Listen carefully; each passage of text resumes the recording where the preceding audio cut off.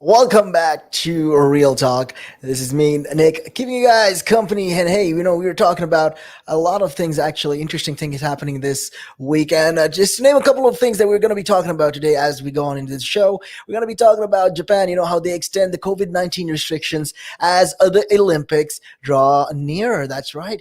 And also, we're going to be talking about, the COVID travel rules, the green list countries that are revealed to us, and which countries you can travel to during this pandemic. Yeah, these are just some of the things, and I know people are going to be interested, and they would like to know, where can we go during this pandemic? Which countries are the green lit countries, and which are the countries that are safe actually right now for us to travel to? So yeah, this is just some of the things that I'll be talking about as we go along in the show. But yeah, getting back to the topic at hand, the actual topic that we're going to be talking about right now, though, is under 40s to be offered alternative to the AstraZeneca vaccine. Yeah, that's right. And if you guys are wondering who this is, my name is Nick. I'm keeping you guys company on Real Talk all the way until 6 p.m. Hey, you can always hit me up on those numbers, and it is 07852-473-473. That's right. You can always hit me up on those numbers. Always call me up if you guys have any opinions or you guys have anything to say. Feel free to come this way. And also, don't forget, you can check us out on Twitter. We go live on Twitter as well. And you can check us out on our Apple App Store or the Google Play Store. You can download the app and you can carry us all day, every day. But with that being said, though, getting back to the topic at hand, though, most adults under the age of 40s will be given an alternative to the AstraZeneca vaccine due to a link with rare blood clots. That's right. That has been an issue and a concern, actually, for a lot of people as it was going on. I mean, in the beginning months of April, March, April, that's when everything, when there were studies that were done that showed there were possible side effects to the AstraZeneca vaccine. And one of these side effects was this rare blood clots. So most of these adults, will be given this alternative because of that, because of the fear of the possibility of getting a blood clot. So yeah, the UK vaccines, the Medicines Safety Regulatory says there has been 242 clotting cases and 49 deaths with 28.5 million doses of the vaccine administered. But the risk is slightly higher in younger people and of the younger age groups. That's right, and the risk is, like I said, it's slightly higher. There's been low levels of these coronavirus cases, and the availability of alternative vaccines have also informed the decision. So yeah, Professor Wei Shin Lim from the Joint Committee on Vaccination and Immunization said they are putting a high priority on safety, and he expected the move would serve to boost confidence in the vaccine program. So yeah, immunization, is estimated to have at least saved 10,000 lives in the UK. And yeah, this is in regards to the vaccine and the pandemic going on right now. I mean, the numbers show that there has been, like I said, 242 cases. That makes you wonder, hey, that's so many cases. Yeah, exactly. But then it comes with 20 million doses. You get 242 cases. So like they said, the researchers have said, the possibility of getting this is higher, especially if you are of the younger age groups. So these are just, alternatives that they're planning to use, start alternatives. So Professor Wei Shin Lim also said, as the COVID-19 rates continue to come under control, we are advising that adults aged between 18 to 39 years with no underlying health conditions are offered an alternative to the Oxford AstraZeneca vaccine if available, and it does not cause any delays in having the vaccine. So it comes as 2/3 of over 18s in the UK have now had a first dose. That's right, about 35 million people, and 31.8%, or nearly 16.8 million people, have had both doses. And this is all according to the latest figures by the government. Yeah, that's right, and they're saying all of these things. And if you check about it, like I said, there has been a further 15 deaths within 28 days of a COVID positive 19 tests. And these are all reported back in Friday. And there's also 2,400 new confirmed cases. I mean, the cases are not slowing down. I mean, the cases are not as much as you'd like, but at the same time, we have to slow down even for our current liking right now. So the vaccine is just one of the ways. So yeah, the Oxford AstraZeneca vaccine has been linked to distinctive but rare blood clots that also appear with low levels of platelets. This also helps, clot forms. So in the blood, this is all related to the process in the blood. And yeah, the risk of this clot is about, like I said, approximately between 1 in 100,000 for people in their 40s. But this one rises to 1 in 60,000. So these are all for people in their 30s. So people between their age in their 40s are less likely to be getting this. The possibility of getting a blood clot is very, very much less likely compared to the people who are of the age groups between the 30s. So two in one in a million people in their 40s died, risking, rising all about to 4 per million people in their 30s. So at the same time, the risks of developing severe COVID if you catch the virus fall in younger age groups. So comparatively, the scale, it's ironic, the way the scale works right now. If you really look at it, the risk of a person, a younger underage person, a younger age groups of getting the coronavirus is lower, but the risk of getting a blood clot while taking the vaccine is higher with comparison, to the other age groups. The older you are, the more likely you're susceptible to get the virus, but then the risk of a blood clot while taking the vaccine is relatively lower. So yeah, this is, Dr. June Rain, the chief executive of the Medicines and Health Products Regulatory Agency, the MHRA, said the benefits continue to outweigh the risks for the majority of people. And she added the balance of benefits and risks is very favorable for older people, but it's more finely balanced for the younger generations. That's right. That is, what they were saying. So the supply of these alternative vaccines, including Pfizer and Moderna, has made the decision possible. So the vaccine program has been also unexpectedly, successful in reducing the spread of the vaccine. So when we're talking about breaking the link of transmissibility, this is just one of the ways it is doing it. And, it's great to see that this is actually happening you can see the actual results as it is going by. I mean, taking a look at all these things, it's great to see that this is actually going. And the other thing is, hopefully, the other thing is with the vaccine comes herd immunity. So the more likely we are to reach herd immunity, the more likely we can prevent the whole travel of the vaccine transmissible, of contracting the virus rather. And yeah, the spread of the virus will reduce, and that'll ultimately lead us to defeating the coronavirus. Yeah, that's right. This is just, some of the things that is, involved in this. And yeah, to reach herd immunity though, we have to get the vaccines. And right now, like I said, the possibilities, there is so many risks right now. There's a risk, for a person between below the ages of 30s, in their 30s and below,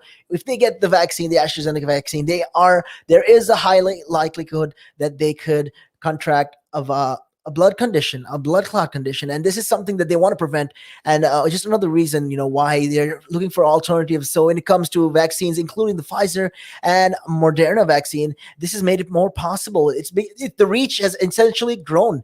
It's spread the reach of taking the vaccine, especially for these age groups when it comes to this. So the vaccination program, like I said, it's taken a lot. It's successful in reducing the spread of the virus, and this has changed projections for a third wave later in the year, meaning the risk to younger people and the adults is less than previously anticipated. So most clots were after the first dose, and people who have already had one dose of the AstraZeneca are advised to still have the second dose. So even if you did get your first dose, well, make sure to get your second one, because the whole point of the vaccine is to get the second dose. So it's essentially what it does is it boosts the first doses effects. So this is just the whole point why we take 2 doses of the vaccine. So most of the people who did get this blood clot, well, it was mostly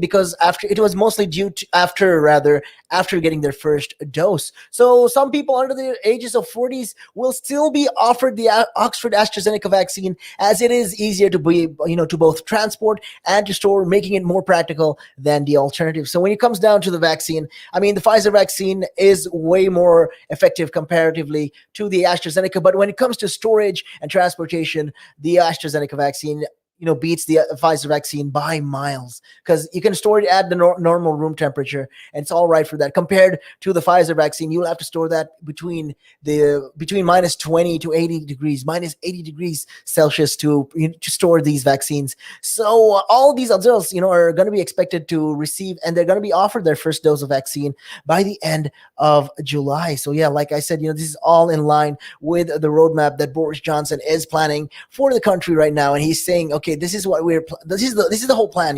He wants to get everyone vaccinated by the time this whole pandemic, hopefully the pandemic will drop down by the time July 21st hits, because like I said, the whole issue comes down to all of these lockdowns and all of the possibility of transmitting the disease. So the UK's coronavirus alert is also being lowered from 4 to 3 on the advice of experts, all because the vaccines. So the alert level means that although the virus is still in general circulation, transmission is no longer high or rising exponentially. I mean, the UK is being confident about that, and they're saying, okay, the risks of getting the virus right now is comparatively lower when you check like a couple of months ago, before even the Moderna vaccine was released. So just to show that this is the figures right now, and it comes as Boris Johnson is due to confirm at a Downing Street briefing England's pubs can't serve indoors in the latest easings of lockdown next Monday. So yeah, the PM also announced guidelines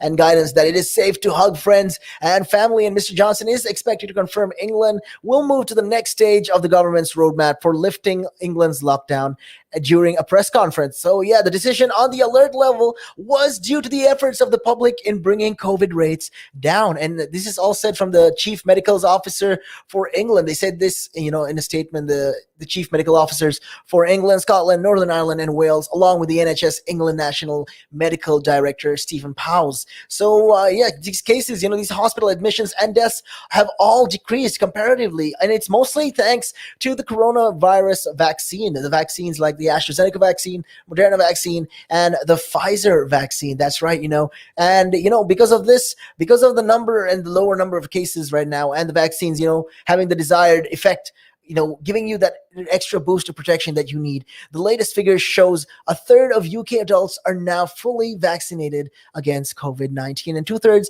have had their first 2 doses already. So, COVID is still circulating, though. This is what medical experts are saying. People still catching and spreading the virus every day, so that we all need to continue to be vigilant. We have to be careful. We got to be cautious as well. And, this remains a major pandemic globally. So the UK moved to the highest COVID alert level, and that's number 5 in January, as the nation was put down into lockdown, and there was a real risk of the NHS becoming overwhelmed, because at one point there were so many cases, it felt like there was this big surge of cases that there was fear, there was talk amidst all of this tension that there was going to be most probably the likelihood of the NHS getting overwhelmed. It was very, very high. So yeah, this is by late February, though, the alert was lowered down to number 4. So alert systems, which follow recommendations by the Joint Biosecurity Center, is independent from government decisions on easing or tightening restrictions. So yeah, like I said, when it comes down to this, when you look at it, the 5 levels, there are just 5 levels of alert levels in the UK. So number 5 essentially is the stage of outbreak and measures in place. So at number 5, risks of healthcare services being overwhelmed and extremely strict social distancing. So this is when level 5 was there. There were the chances of the health force being overwhelmed by the number of cases, the sheer number of cases of the coronavirus. And yeah, at number 4, though, transmission is high or rising exponentially. So social distancing still continues. So right now we're at level 4, if you look at it on this scale. And when you think about it, then there's still a high risk of the coronavirus being spread, but is not as crazy as it was at level 5. So at level 3, the virus is in general circulation, and there's going to be a gradual relaxation of restrictions. And the number of cases also, is reducing as well. So so when you think about it right now, we are rather at level 3. So we were previously at level 4. So yeah, number of cases also transmission is low. That is number 2. So minimal social distancing, enhanced tracing. So at number 1, the COVID-19 is no longer present in the UK, and routine international. There'll always be routine international monitoring. This is all the measures that are going to be taking place. So hopefully we can reach number 1. It's not a very far dream. There is chances and possibilities that we can reduce the COVID-19 until to the point, where vaccines will be helpful, and then we can reach herd immunity, hopefully, by the time that happens. So the Health Minister Nadine Norris said the data is looking extremely positive. And when asked, if the guidance would change to allow hugging between friends and family who were not in the same household or support bubble, she said, we all missed the hugs. We've all missed the close and intimate contacts we'd had with friends and family. And so I'm hopeful that we'll be hugging and kissing again indoors. So, she stressed that people should take this step a little bit more cautiously. So essentially what she was trying to say is, we've got to be more careful. We've got to be more responsible. Everything is not over as of yet.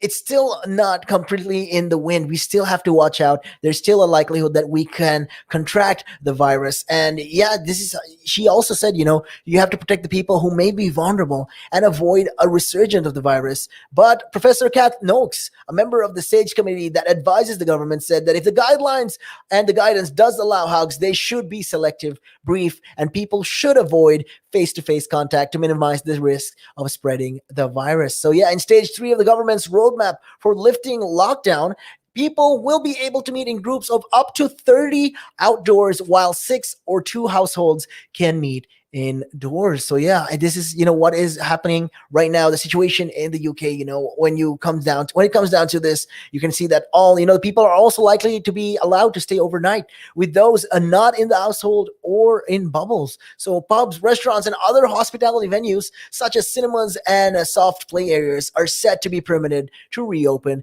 indoors. So as part of the other measures expected to be relaxed, well, the risks of the rest of the accommodation sector is to reopen, along with indoor group sports and exercise classes. So, up to 30 people are allowed to attend weddings, receptions, and wakes, as well as funerals. So that's just, other good news, that more people can now go and attend funerals or weddings or receptions or even wakes as well. It's just, it's all falling in line in part of the roadmap that Boris Johnson had proposed. And yeah, foreign holidays will also return on Friday. The government announced that 12 destinations would be placed on England's traveling list. Then that is the green list, meaning anyone returning from those areas will not need to quarantine from the 17th of May. So each stage on the roadmap out of lockdown has been separated by a gap of several weeks to allow scientists to assess the impact of previous changes, which in stage 2 included the reopening of non-essential shops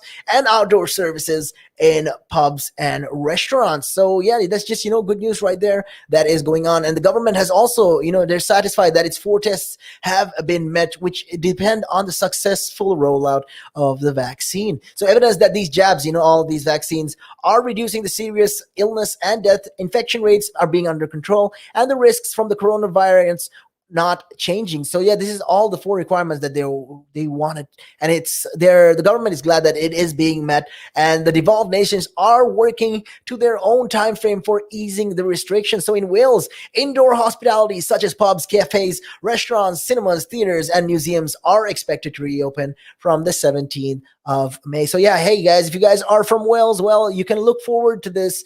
You can look forward to the 17th of May. There's something to look forward to, because all of these indoor hospitality will be open again. So like I said, named initially, pubs, cafes, restaurants, cinemas, theaters, and museums will open in Wales on the 17th of May. So yeah, all tourist accommodation is due to reopen, and wedding receptions can have up to 30 people indoors and 50 outdoors. That is way more the number than in comparison to England here. So in Scotland, from 17th of May, indoor hospitality venues are expected to resume, with alcohol being served until 10:30 p.m. Yeah, cinemas, amusement parks, arcades, and bingo halls should reopen, and indoor group exercise will be able to restart again. So more of these restrictions will be lifted in Northern Ireland on 24th of May, including the reopening of indoor facilities and hospitalities, B&Bs, and hotels. So indoor group exercises could resume, and wedding receptions and funeral wakes can restart. Yeah, that's right. All of these things are, lined up right now. Hopefully, between the last week of May, between the mid of May to the last week of May, we can expect all of these things to be happening. So from 17th of May, most of the other countries like the Wales, Scotland and the UK will open up for more relaxation rather of the COVID-19 restrictions imposed. And in Northern Ireland, by the time 24th of May hits, all of these will also be relaxed when talking about, indoor hospitalities. So something to look forward to in the next coming days. Let's see how it goes, as time is going by. But with that being said, we are going to have to take a real quick break, and we'll be right back after this. So check this out.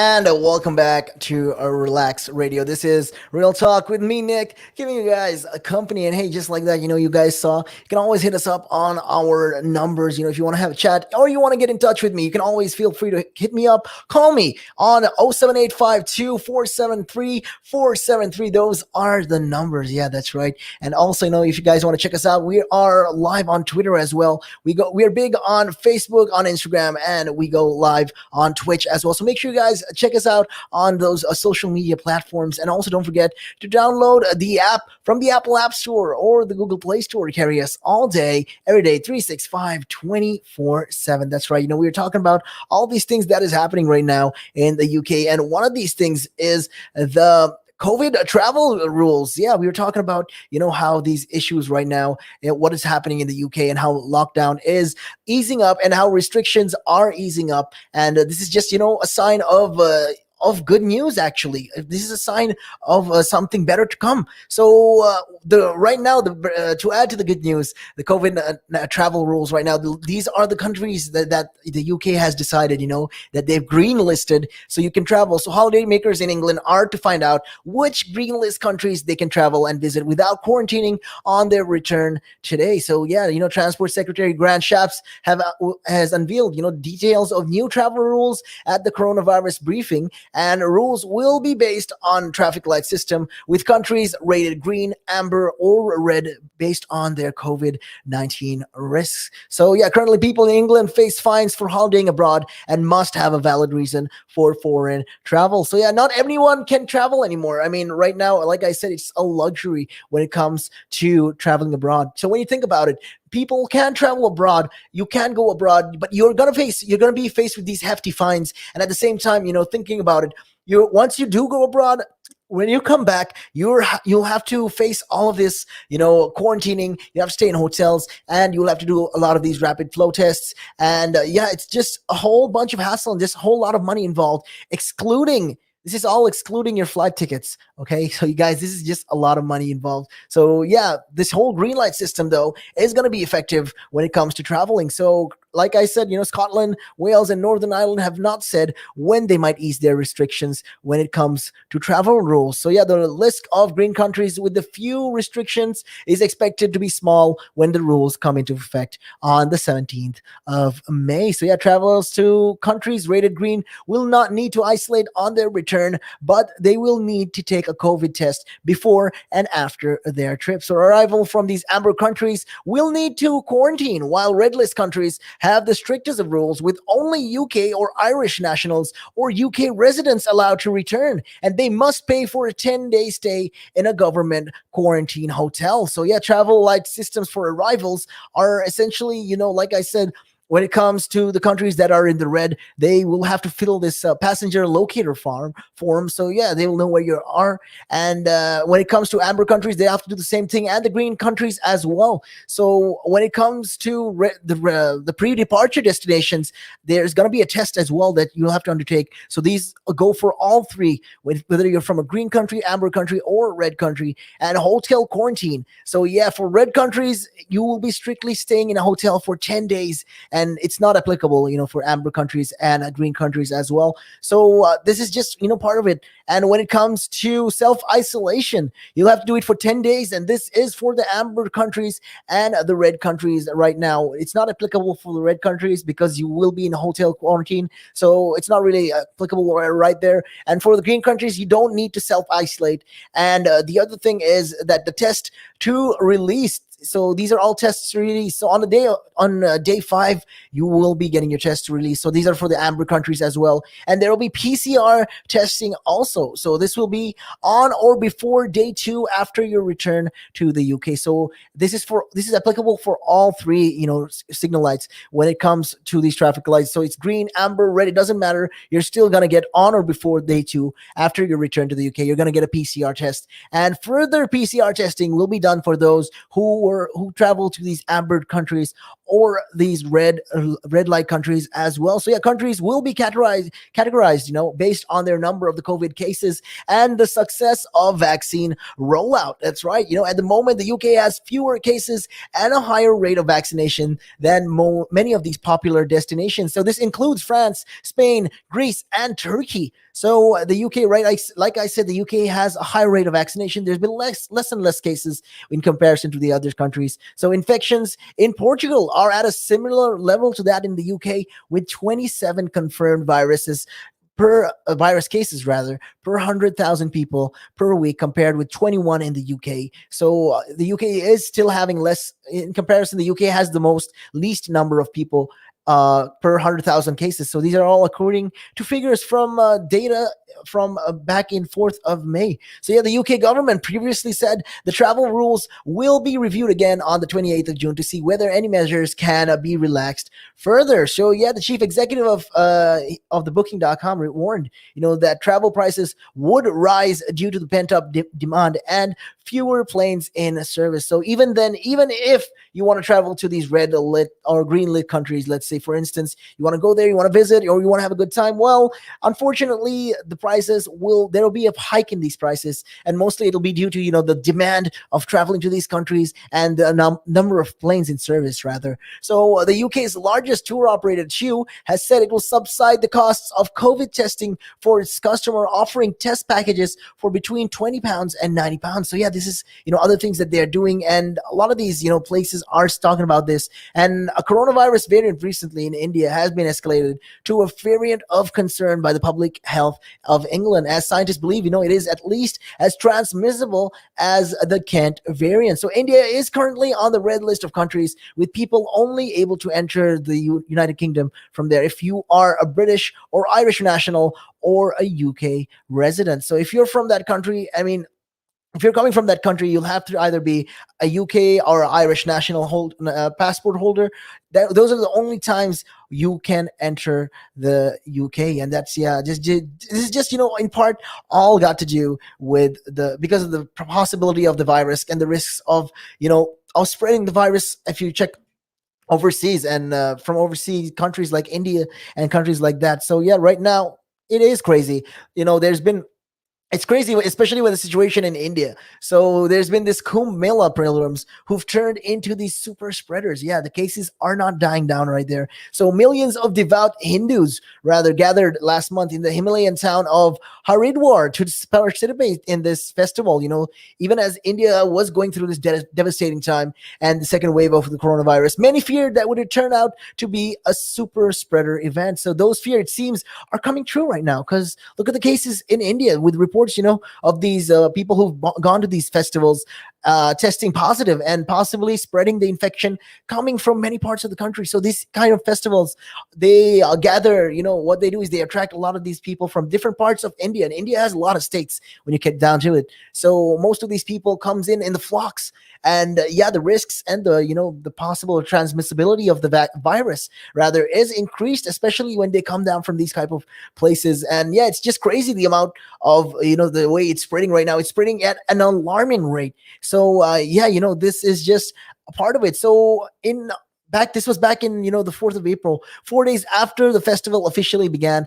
80-year-old Hindu priest tested for COVID-19 and was advised to quarantine in a tent. But instead of isolating this guy, this believer rather, this priest, he packed his bags, he boarded a train and traveled 1,000 kilometers to the city of Varanasi. So there he met up with his family, and they rode to a train, and they went to another taxi, they visited a village, and it just goes to show, they've been to so many of these destinations just to get to this place so they can celebrate this festival. And this is all the more reason why the virus is spreading at an alarming rate. When you think about it, people are being careless.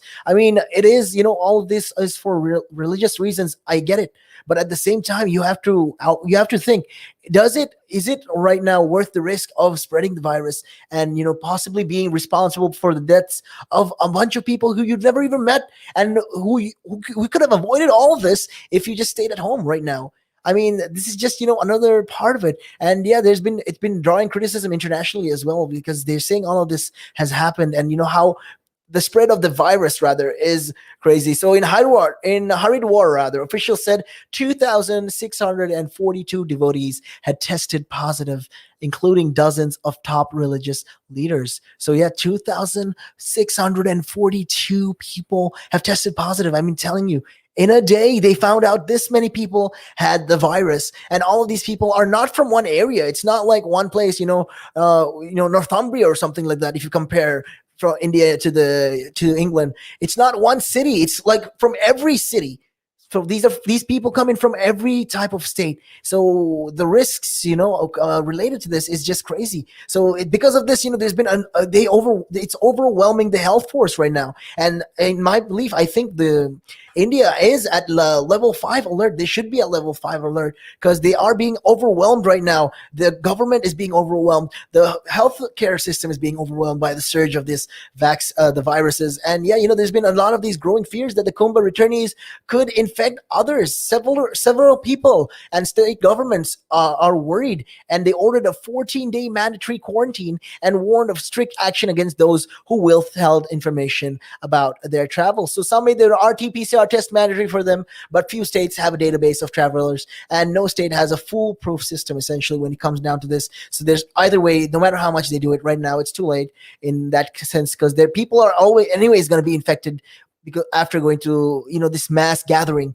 And yeah, in the past 2 weeks, reports of these people who travel to these festivals are testing positive have come from all over India. So authorities in Rajasthan blame the pilgrims for the rapid spread of the COVID cases in the state, especially in rural areas. And at least 24 Kumbh visitors tested positive on return to the eastern state of Odisha. Or in Gujarat as well, there's been cases, and in the other parts of it's just crazy when you think other parts of India is also getting these number of cases. So like I said, when it comes down to the oxygen supplies also in India, they are not having enough. And when you really look at it, the situation is at a dire pace. So yeah, equipment, right?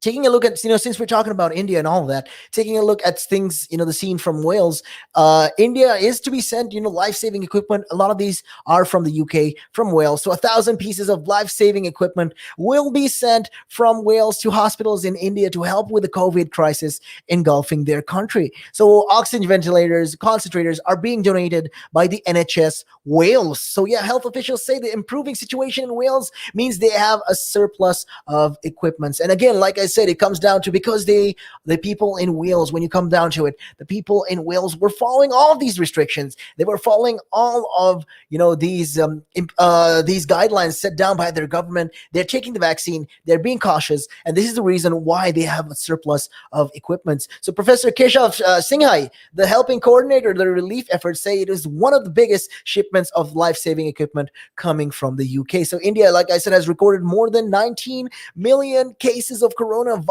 second only to the United States. I mean, the United States is a whole different chapter altogether. I don't even want to touch that topic right now, the United States. And yeah, in India, though, it is crazy the amount. It's 19 million cases, like I said. So scientists are looking into whether a new variant could be behind these rise of cases. So yeah, these equipments coming from the Wales, will be sent to hospitals in some of the worst hit places in India. So yeah, Mr. Singhai, the Wales chair of the executive of British Association of Physicians of Indian origin, said it had been very intense work for the last week or so. And he says that it's been incredibly powerful because officials were working all through the weekend. And yeah, Wales Health Minister Van Getting visited an NHS distribution center in Newport on Monday, which is preparing the shipment. And he said, Wales was able to send the equipment to India because they have got additional supplies. So yeah, they responded to a request for help and assistance, and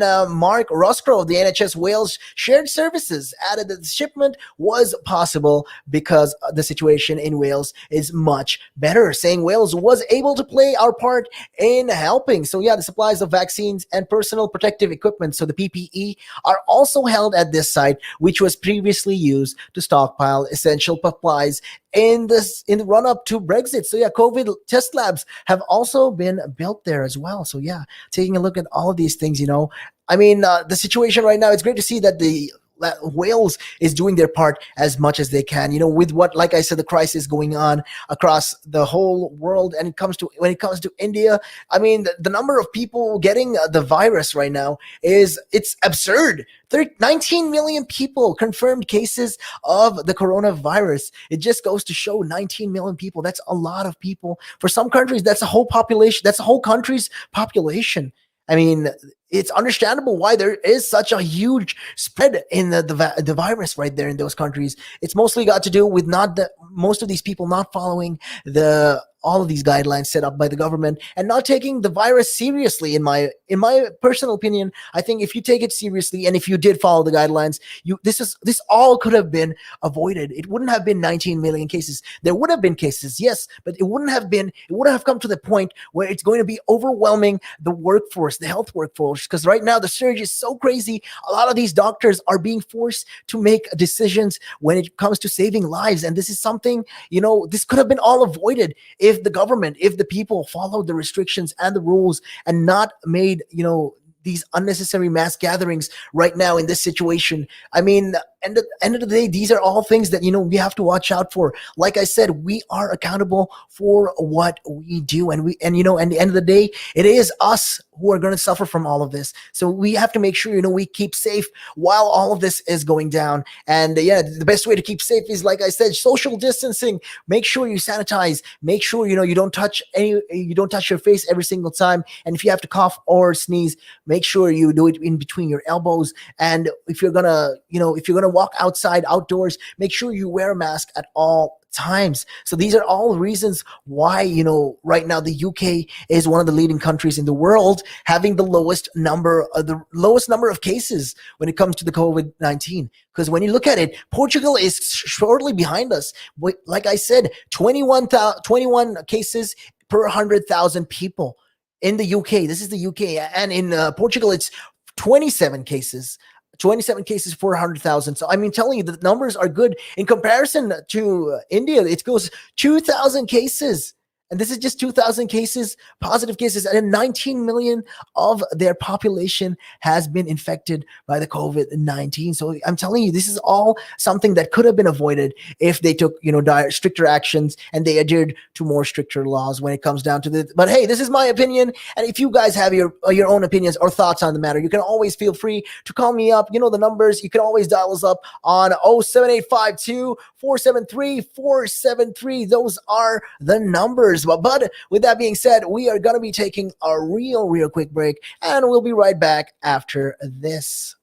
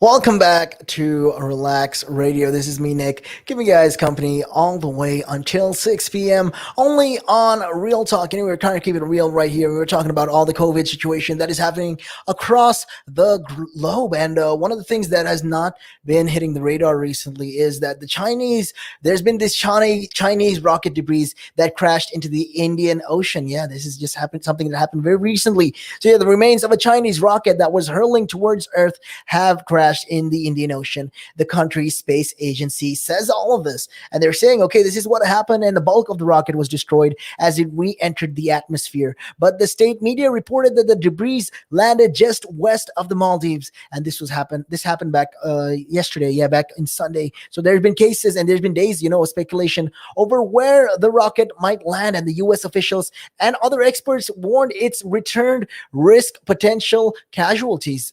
I mean, it was not a small thing, I mean, there was a really huge chunk of this rocket ship that did land into the Maldives Ocean, close to west of Maldives. And yeah, China insisted the risk was low, though. They've been saying, this is not going to happen. Nothing like this is going to be happening, and don't worry about it. And the Long March 5B vehicle re-entered the atmosphere at about 10:24 Beijing time. So yeah, that's 2:24 GMT on Sunday. So this is all reported by the state media, and they cited that the Chinese manned space engineering office. So there was no reports of injuries or damage, and it said debris from the 18-ton rocket, one of the largest items in decades to have an undirected dive into the atmosphere, landed in the Indian Ocean at a point of 72.47 degrees east and 2.65 degrees north. Yeah, so this is where these are the coordinates where it landed. This the rocket ship landed. So the U.S. Space Command, meanwhile, simply said the rocket had re-entered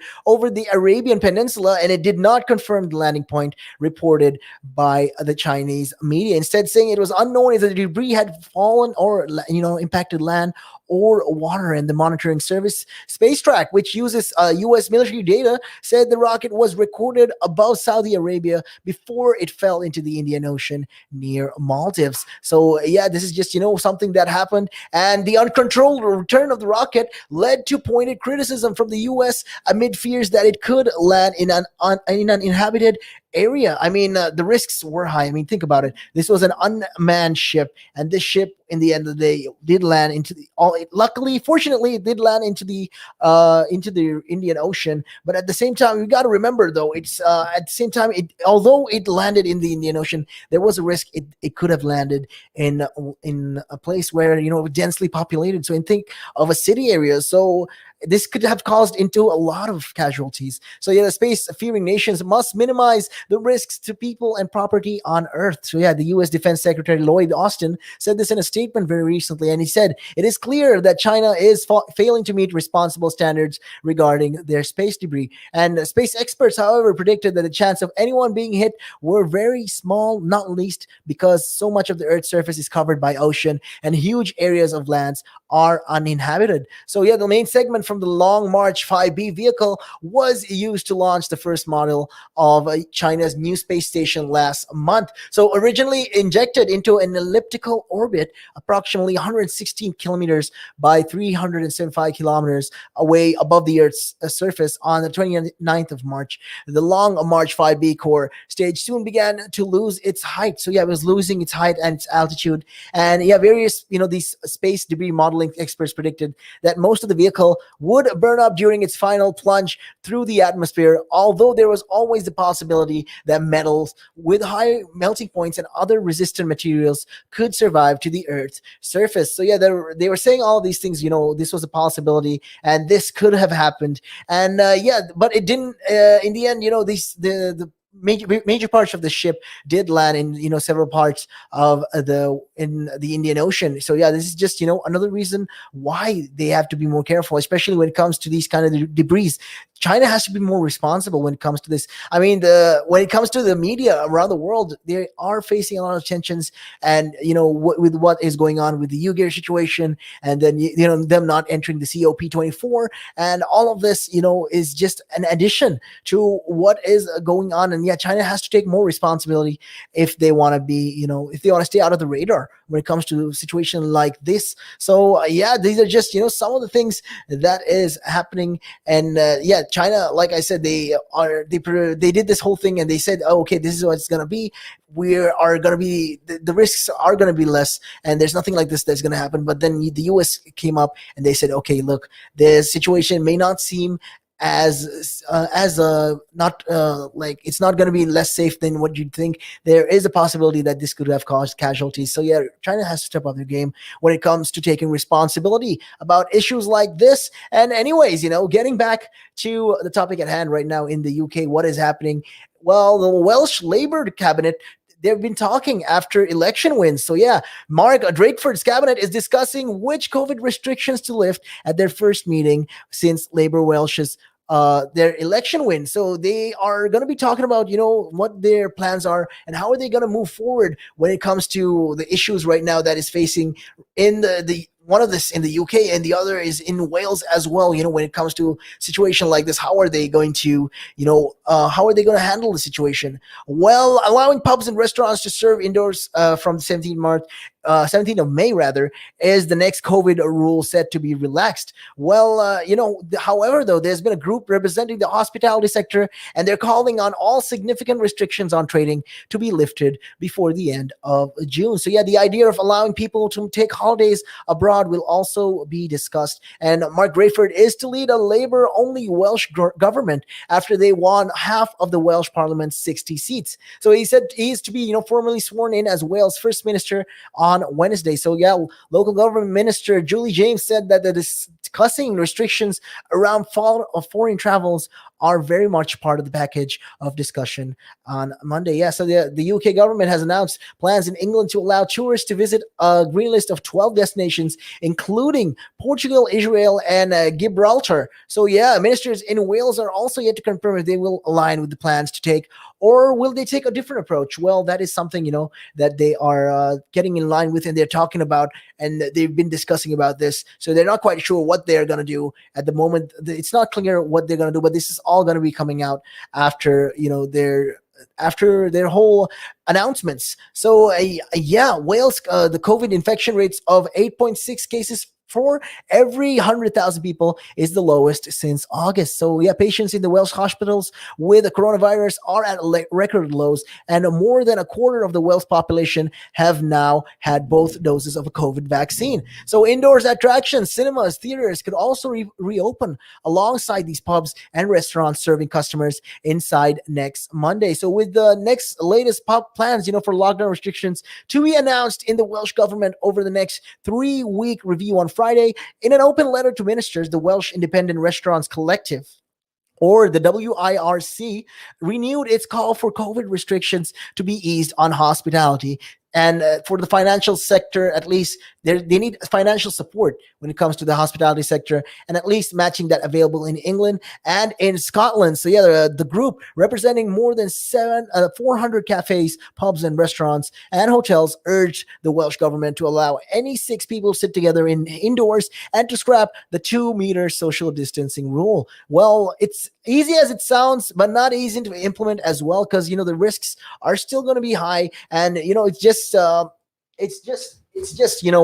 is, the thing is, it's just, it's important right now. Like when it comes down to the vaccine and the viruses as well, this just goes to show that you need to take the vaccine, and it is required. But then we can't completely scrap the 2-meter distance rules, because end of the day, the risks of contracting the virus is still going to be high. It's still, the whole reason why it is at a minimal low right now is because we were following these rules and protocols. So yeah, like I said, the letter said, it's not a case of following England for its own safety, but a recognition that science is the same there as it is here. So yeah, the closer we align our rules across the UK, the easier it is to communicate those rules to an increasingly confused public. And meanwhile, Health Minister Van Getting said the recovery of the NHS from the COVID was going to be a huge task, and he thought he would would take a full Senate term. So speaking earlier, the NHS distribution center in Newport that was preparing to send life-saving equipment to India, he said the pandemic was not quite over yet, with ongoing pressure from COVID, from the long COVID, for example. So the NHS is also facing a backlog of treatments and operations that have been delayed because of the coronavirus. So when you think about it, yes, there's been a lot of these backlog cases and operations of people not getting, the surgeries that they need, whether it could be a hip replacement or a shoulder surgery or anything. It could be anything of those. So there's been a backlog of all of these operations that needed to be done and has not been done as of yet, because mostly got to do with the overwhelming surge in number of cases of the COVID-19. So yeah, right now, since the numbers are reducing, the first plan is to get this backlog into effect. And Mr. Getting also said you can't simply recover in a matter of days, and that's the level of honesty I think we need to deal with the public and with our staff. And he warned the recovery of the NHS would take time. It'll take a lot of time, especially for the NHS to recover from all of this. So this is partly because of the capacity, but mostly and importantly because our staff need to be cared for as well. So the Welsh government has budgeted to spend at least 1 billion extra on NHS recovery. And like I said, Mr. Drakeford said on Saturday that Wales' response to the COVID pandemic has been a major part in Labour's election win, as they returned as the largest party for the sixth successive time since devolution in 1999. So what he further said is, Mr. Drakeford said, is a government I will lead will continue to follow the science, do what our medical advisors tell us what we should do, and what that means, doing in a way that continues to keep Wales safe. Here, the Welsh government controls Wales' COVID response and the relaxing of the restrictions, such as meeting inside these pubs and restaurants, and travel rules, has tended to be more cautious in Wales. So yeah, with the election headlines, all of these things that is happening right now, and all of that is just crazy what happened. And yeah, it's hopefully they can come up with a plan to combat all this and to appease the people, the general public, and the people, hospitality people as well, because at the end of the day, the reason why all of these hospitality people are complaining is because they want to get back into the business. And this is just one of the reasons why they are taking a stand like this. Hopefully the government, the newly elected government, can find a way to overcome this issue right now that they're dealing with, and maybe get in line with England as well, when it comes down to the England's restriction policies as well. Hopefully they can follow that, and then at least they can get to a similar position as the UK. And anyways, though, with that being said, we are going to be taking a real quick break, and we'll be right back after this. And taking a look at your time right now, it is 4:30 on the dot. Good evening.